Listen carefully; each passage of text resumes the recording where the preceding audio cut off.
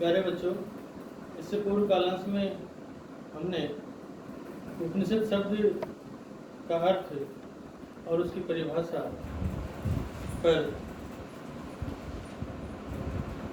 विचार किया था। उसके बारे में आपको बतलाया था कि उपनिषद शब्द का अर्थ क्या है और परिभाषा क्या है, और इसके साथ साथ उपनिषदों की संख्या कितनी होती है।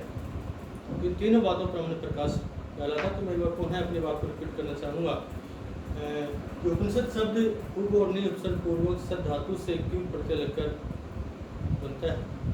इसका अर्थ है गुरु के पास श्रद्धापूर्वक निष्ठापूर्वक बैठकर ज्ञान लेने की जो विद्या है उसे हम उपनिषद कहते हैं। यानी उप का मतलब पास में और नि का मतलब श्रद्धा अथवा निष्ठा पूर्वक। तो और सद धातु बैठने के अर्थ में प्रयुक्त आपकी होती है। यहाँ पर इसका हमने सद धातु को 3 अर्थों में प्रयुक्त होती है, इस बारे में आपको बताया था। और जहाँ तक उपनिषदों की संख्या की बात करते हैं तो उपनिषद जो है वो लगभग 200 माने गए हैं। उपनिषदों की संख्या लगभग 200 मानी गई है, लेकिन कुछ विद्वान उपनिषदों की संख्या 108 मान के चलते हैं। तो उनकी मान्यता है कि उपनिषद 200 नहीं है अपितु 108 हैं। लेकिन प्राचीन और प्रसिद्ध जो उपनिषद हैं वो 10 ही माने गए हैं, जो कि कल आपको बताए गए थे और आपको लिखवा भी दिए गए थे। अब आज हम आगे बढ़ते हैं कि किसी भी पुस्तक को जब पढ़ना प्रारंभ करते हैं तो 3 बातें आपके सामने मुख्य रूप से आती हैं। उस पुस्तक का जो नामकरण रखा गया वो ऐसा क्यों रखा गया। जैसे मान लीजिए ईसावास्य उपनिषद का अध्ययन प्रारंभ करने जा रहे हैं, कर चुके हैं, तो ईसावास्य उपनिषद का ऐसा नाम क्यों रखा गया। दूसरा, इसका जो वर्णन विषय है कि इस ईसावास्य उपनिषद में किसका वर्णन किया गया है, इसका प्रतिपाद्य जो विषय है वो क्या है। और तीसरी बात, इस विषय का जो मूल स्रोत है, प्रतिपाद्य विषय का विवेच्य विषय का जो मूल स्रोत है वो कहाँ से लिया गया है, साथ ही इसके रचयिता कौन है, इन उपनिषदों के रचयिता कौन है।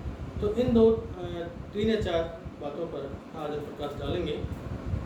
तो सबसे पहले उपनिषदों का प्रतिपाद्य विषय और मूल स्रोत जो है इसको लेकर बात करते हैं। तो पहले आपको बता चुका कि वेद जो है वो ज्ञान के भंडार हैं, ज्ञान के आदि स्रोत हैं और ऋग्वेद को विश्व के पुस्तकालय की आदि पुस्तक माना गया है, ये कहते हैं। और इन उपनिषदों में वेदों का जो सार तत्व है, निचोड़ है, वही आया है।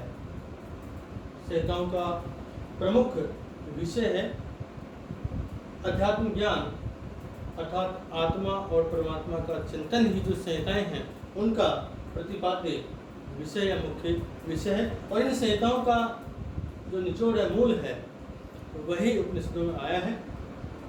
अतः उपनिषदों में भी आत्मा, परमात्मा, ब्रह्म और सत्य आदि का ही विवेचन हुआ है। उपनिषदों में ब्रह्म ही सद्वस्तु है, उससे अतिरिक्त और कुछ भी नहीं है। और कहा भी गया है कि उससे परे और कुछ भी नहीं है।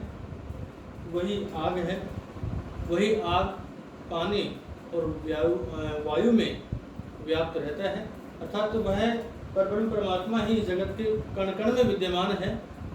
उसके अतिरिक्त और कुछ भी नहीं है या उससे परे कुछ भी नहीं है, ऐसा कहा जाता है, ऐसा माना जाता है।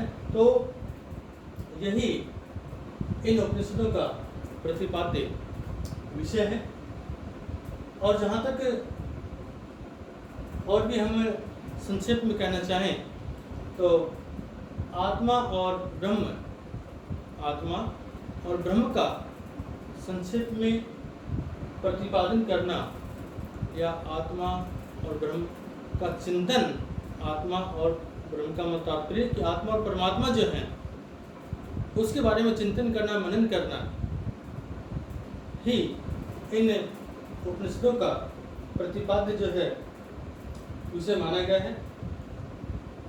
और भी कहा गया कि इन उपनिषदों में इस जगत के आदि सृष्टा, इन उपनिषदों में इस जगत के संसार के लोक के आदि सृष्टा जो ब्रह्म है उस ब्रह्म का व्यापक रूप से चिंतन किया गया, मनन किया गया है। जो ब्रह्म शब्द है वह ब्रही धातु से, ब्रीह धातु से मनिन प्रत्यय लगकर निष्पन्न होता है, जिसका तात्पर्य, जिसका अर्थ होता है कि चारों ओर से बढ़ा हुआ, अर्थात ब्रह्म जो है चारों ओर से बढ़ा हुआ है। और चारों ओर से का तात्पर्य ये है, इससे जगत के, सृष्टि के प्रत्येक कण कण में विद्यमान है, बस चाहे कोई उसको देखने वाला, उसको अनुभव करने वाला। और आचार्य यास्क ने अपने निरुक्त में ब्रह्म पद का निर्वचन करते हुए लिखा है, ब्रह्म परिव्रढ़म सर्वतः, अर्थात जो चारों ओर से बढ़ा हुआ है वह ब्रह्म है। तो इस तरह से हम जहाँ देखते हैं उपनिषदों के प्रतिपाद्य विषय के बारे में चिंतन करते हैं, मनन करते हैं, उसके बारे में चर्चा करते हैं, तो ये बात हमारे सामने निकल कर आती है कि इस जगत के आदि सृष्टा उस ब्रह्म का चिंतन मनन करना ही उपनिषदों में येन के प्रकार किस रूप में उल्लेखित हुआ है, उसका वर्णन किया गया। जहाँ तक ये तो था इन उपनिषदों के प्रतिपाद्य विषय की बात, इनका विषय क्या है। अब हम बात करते हैं इन उपनिषदों का जो विषय है कि आपका परमात्मा, आत्मा, परमात्मा, ब्रह्म, सत्य आदि, ये सब कहाँ से लिया गया है, इसका जो मूल स्रोत है वो कहाँ से है, कौन है।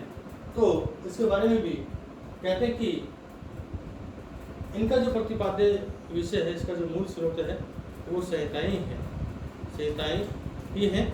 और इसमें बताया था कि संहिताओं जो वेद जो हैं वो ज्ञान के आदि स्रोत हैं, और इन वेद या संहिताओं का जो सार है, सार तत्व है, जो निचोड़ है, वह ही उपनिषदों में आया है। इसलिए इनका, इससे जो प्रतिपाद्य विषय है, इसका जो मूल स्रोत है वो संहिताएं हैं। अतः जो संहिताओं को ही इनकी प्रतिपाद्य विषय का मूल स्रोत जो है वो माना गया है। तो दो बातें हमारे सामने स्पष्ट हो जाती हैं कि इन उपनिषदों का मूल प्रतिपाद्य विषय क्या है और उस विषय का मूल स्रोत क्या है, तब वो विषय कहाँ से लिया गया है। तो अध्यात्म विद्या या आपका परब्रह्म, परमात्मा, सत्य आदि विषय ही इनका आदि जो है वो इनका विषय है, और ये इनका जो मूल स्रोत है वो वैदिक संहिता ही है। अब हम बात करते हैं कि इन उपनिषदों का जो महत्व की बात करते हैं कि इन उपनिषदों का महत्व कितना है। तो मैंने जैसे कल बताया भी था कि उपनिषदों की विशेषताएं बताते हुए प्रोफेसर मैक्स मुलर ने कहा है कि ये बड़े आश्चर्य की बात है कि आज से हजारों वर्ष पूर्व भारतीय दार्शनिकों ने चिंतन की एक ऐसी चमत्कारी विचारधारा का निर्माण कर लिया था, जिस चमत्कारी विचारधारा को देखकर, सुनकर आज भी हमारी मति, हमारी बुद्धि जो है वो चकराती है, चक्कर खाने लगती है। इसका तात्पर्य है कि आज भी जब हम इस बात पर विचार करते हैं, मंथन करते हैं, सोचते हैं, चिंतन मनन करते हैं, तो आज भी हमारी बुद्धि जो है, दिमाग जो है, वह इतने से इस बात को सोचने के लिए मजबूर हो जाती है कि आज से हजारों वर्ष पूर्व जो है भारतीय दार्शनिकों ने कैसी चिंतन की विचारधारा का निर्माण कर लिया था। अर्थात हम सोचने और समझने के लिए, चिंतन मनन करने के लिए मजबूर हो जाते हैं।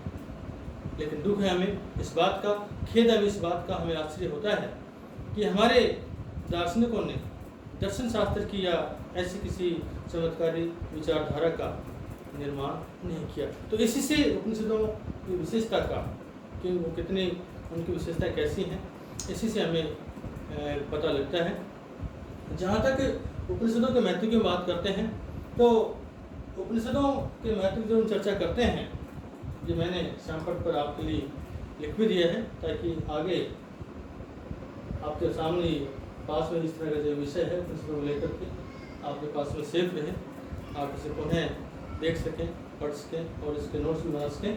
तो इस तरह से तो ये बात हमारे सामने आती है कि भारतीय अध्यात्म चिंतन का जो मुख्य स्रोत उपनिषद ग्रंथी हैं। ब्रह्म विद्या का प्रतिपादन वेद के जिस अति उच्च शिरोभाग में किया है, यानी उस ब्रह्म विद्या का प्रतिपादन वेद के जिस सबसे ऊंचे शिरोभाग में किया है, उसी का नाम उपनिषद है, उसी का नाम उपनिषद है। और इन्हीं उपनिषदों के मंत्रों का समन्वय और इनकी मीमांसा वेद व्यास जी ने, महर्षि वेद व्यास ने ब्रह्मसूत्र में किए है। और इन्हीं उपनिषद रूपी गायों से भगवान श्री कृष्ण ने सुधी भक्ताओं के लिए गीता अमृत रूपी दूध का दोहन किया था। इसीलिए उपनिषद ब्रह्मसूत्र और गीता, इसलिए उपनिषद ब्रह्मसूत्र और गीता जो है ये प्रस्थान कहलाते हैं। भारत के सभी ऋषि मुनियों और आचार्यों ने इसी प्रस्थान के प्रकाश से सत्य का अन्वेषण किया है। भारतीय दर्शन की विभिन्न पद्धतियाँ, चाहे वो आपके आस्तिक हो अथवा दार्शनिक हो, आस्तिक हो अथवा नास्तिक हो, क्योंकि जिससे पहले मैंने आपको बताया है कि जो आपके जो 9 दर्शन हैं उनमें 6 आस्तिक दर्शन कहलाते हैं और आपके 3 नास्तिक दर्शन हैं। और आस्तिक और नास्तिक होने के पीछे भी कि वो कुछ जो आस्तिक दर्शन हैं वो वेदों में विश्वास करते हैं, वेदों में श्रद्धा रखते हैं, और जो 3 नास्तिक दर्शन है वो वेदों की सत्ता को नहीं मानते, स्वीकार नहीं करते। इसलिए आस्तिक और नास्तिक आपके दर्शन माने गए हैं। तो चाहे वो आस्तिक दर्शन हो चाहे नास्तिक दर्शन हो, उपनिषद की जो ज्ञान धारा है उसके पावन पीयूष को पाकर ही पल्लवित हुई है। उपनिषद सभी आध्यात्मिक चिंतकों के लिए संबल प्रदान करने वाली अक्षय निधि हैं जो कभी नष्ट नहीं होती हैं। उपनिषद शक्ति की आगार हैं, शक्ति के भंडार हैं। ये किसी जाति धर्म संप्रदाय विशेष से बंधे भी नहीं है, किसी जाति विशेष धर्म संप्रदाय की खाती नहीं है, इसकी प्रॉपर्टी नहीं है। और इनके महत्व को लेकर कतिपय विद्वानों, ऋषि महर्षियों ने के जो मत हैं वो भी हमारे सामने बड़े द्रष्टव्य हैं, उनको भी हम देखना चाहेंगे। जब उनके महत्व की बात करते हैं तो विद्वानों और ऋषि महर्षियों के मतों को हम इग्नोर या उनको दरकिनार नहीं कर सकते। तो सबसे पहले मैं स्वामी, इनमें बहुत सारे विद्वान हैं, जैसे स्वामी विवेकानंद हैं, प्रोफेसर मैक्स मुलर हैं, और भी बहुत सारे विद्वान हैं जिन्होंने उपनिषदों के महत्व को रेखांकित किया है।